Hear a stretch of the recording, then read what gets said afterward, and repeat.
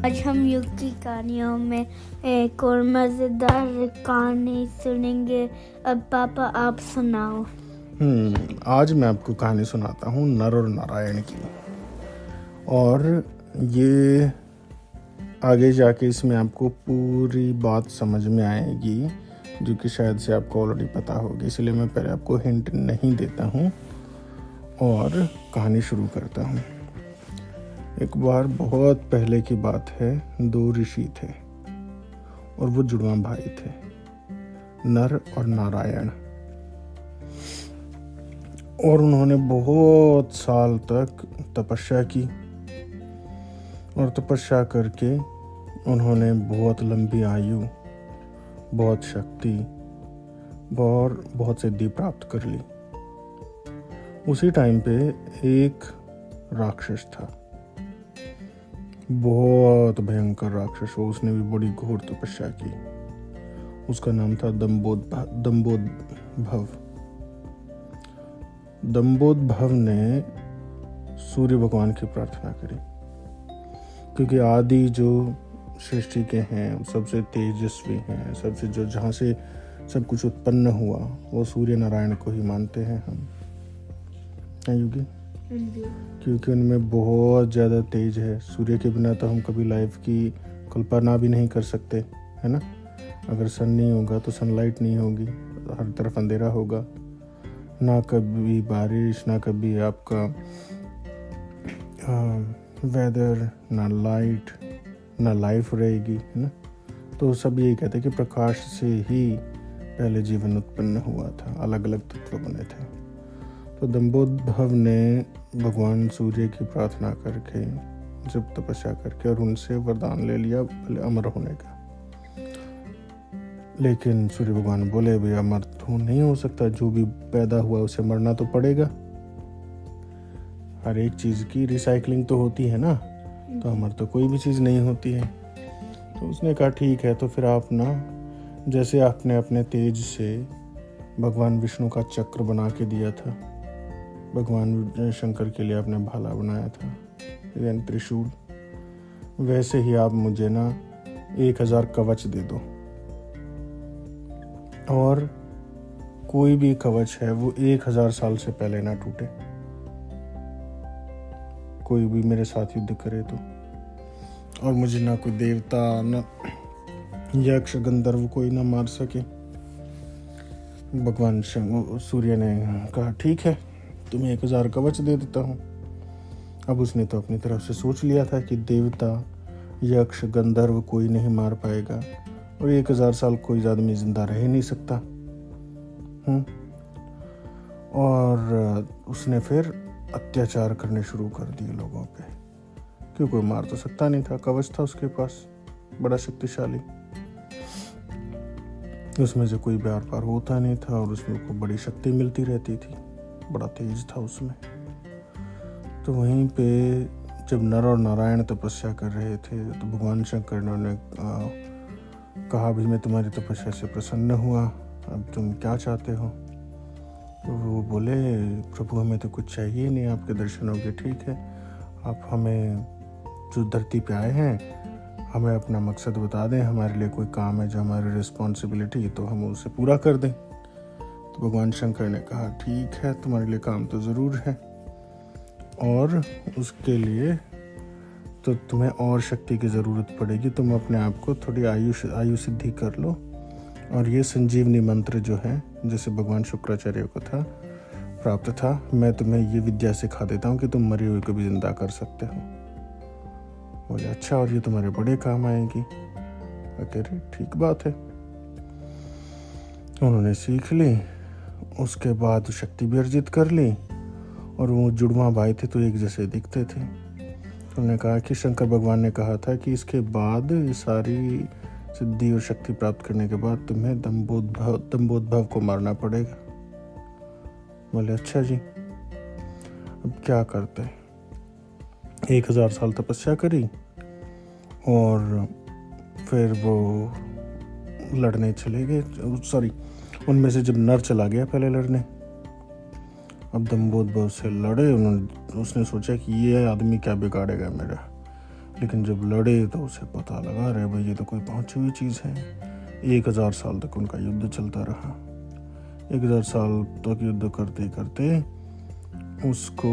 उसका कवच तोड़ दिया नर ने। जैसे कवच टूटा तब तक नर भी वीक हो चुका था।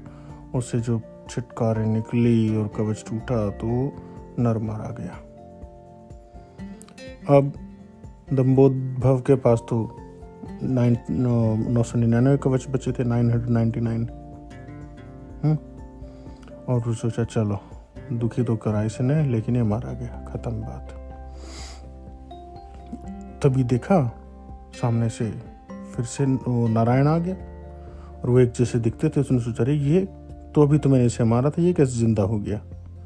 तो उसने कहा नर तो मरा पड़ा है, लेकिन मैं नर का भाई नारायण हूँ। और मैंने शंकर भगवान से अपने लिए हुई संजीवनी विद्या से संजीवनी यानी सहज जीवन, जो जीवन को दोबारा प्रदान कर दे, नर को जिंदा कर दिया। नर चला गया तपस्या करने। फिर नारायण ने 1000 साल तक युद्ध किया, उसका दूसरा कवच तोड़ दिया। कितने बचे उसके? 2 कवच खत्म हो गए 1000 में से, तो 998 कवच बचे। तो ऐसे उन दोनों ने अलग हो के करके और उसके सारे कवच तोड़ दिए। जब आखिरी कवच बचा था टूटने के बाद, वो भाग के सूर्यदेव की शरण में पहुंच गया। उन्होंने कहा सूर्यदेव आपके दिए सारे कवच तोड़ दिए हैं और मुझे मेरी रक्षा करो। सूर्यदेव ने कहा भाई देख, मैं तो तुझे पहले ही बताया था कि कोई अमर तो हो नहीं सकता है, काल तो तिराना ही था। वो बोला नहीं, मैं आपकी शरण में, आप शरण में आए हुए को ऐसे धोखा नहीं दे सकते, जीवन दान आपको देना ही पड़ेगा। तो सूर्य भगवान बोले देखो अभी ऐसे तो नहीं, अब मेरी शरण में आ गए हो तो चलो कोई नहीं, कुछ तुम्हें देखता हूँ। उधर से उसका पीछा करते करते नर और नारायण भी आ गए। नर और नारायण ने जाके देखा कि सूर्यदेव आप इसे हमारे हवाले करो, अब इसे मरना ही पड़ेगा, इसने बहुत अत्याचार किए हैं, बहुत लोगों को सताया है।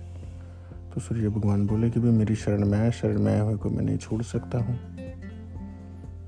तो उन्होंने कहा, फिर वो श्राप देगी उनको कि देखो आप तो जाओगी, इससे तो मरना ही है, लेकिन इसके पाप में आप भी पाप के भागीदार बन गए हो, इसलिए आपको भी इसके जो पाप का अंश है उसका प्रायश्चित करना पड़ेगा और उसकी सजा भुगतनी पड़ेगी। आप सही होते हुए भी गलत जगह खड़े होगे और अपने उसी कवच होते हुए भी कवच आपकी रक्षा नहीं कर पाएगा और आपको हमारे हाथों ही मरना पड़ेगा। और ये बात कब सिद्ध हुई? महाभारत के युद्ध में। महाभारत के युद्ध में नर और नारायण कौन थे? नारायण थे भगवान कृष्ण, नर अर्जुन, और सूर्य पुत्र कौन थे? कि सूर्य पुत्र? मैं भूल गया। कर्ण। सूर्य पुत्र कर्ण थे। जब कर्ण और अर्जुन का युद्ध हुआ था तो किसने मारा था? अर्जुन ने। जब रथ का पहिया फंस गया था कर्ण का, तो अर्जुन ने मारा था ना। तो महाभारत के 40वें पर्व में, महाभारत के पर्व में फिर बताते हैं कि भगवान कृष्ण भी बताते हैं, और जब अर्जुन पाशुपतास्त्र लेने गया था भगवान शंकर से, तो उन्होंने भी बताया था कि पिछले जन्म में तुम नर और नारायण हो चुके हो, और इस जन्म में भी जो दम्भोद्भव का भार था और सूर्यदेव का भार था, उनका एक ही अंश पैदा हुआ है कर्ण के रूप में, और वो भार तुम्हें अब उतारना होगा, उसे पूरा करना होगा। अब ये तो थी कहानी जिसमें कि नर और नारायण ने मार दिया दम्भोद्भव को अंत में कर्ण के रूप में। ये कर्ण का कवच कुंडल भी उतार लिए थे इंद्रदेव ने, है ना, मांग लिए थे, याद है आपको? हाँ जी। जब वो नहा के निकल रहा था तो कर्ण बड़ा दानवीर था, और उसे जो भी कुछ मांग लेता था वो मना नहीं करता था। तो एक दिन इंद्रदेव आए ब्राह्मण के रूप में और उससे अभय दान मांग लिया और कहा कि जो मैं मांगूंगा आप दोगे। तो वचन दे दिया था कर्ण ने। तो कहा कि मुझे अपने कवच और कुंडल दे दो, क्योंकि पता था जब तक उसके पास कवच और कुंडल है तब तक उसे कोई नहीं मार सकता, कोई तीर उसे भेद नहीं सकता, भाला गदा कोई कुछ नहीं बिगाड़ सकता था उसका। और जब तक उसके पास रहता उसके पास शक्ति भी रहती और बचाव भी रहता, और अर्जुन के लिए वो हमेशा खतरा बना रहता। इंद्रदेव अर्जुन का बेटा था, तो इसलिए उन्होंने अपने बेटे को बचाने के लिए उनके कवच कुंडल ले लिए थे।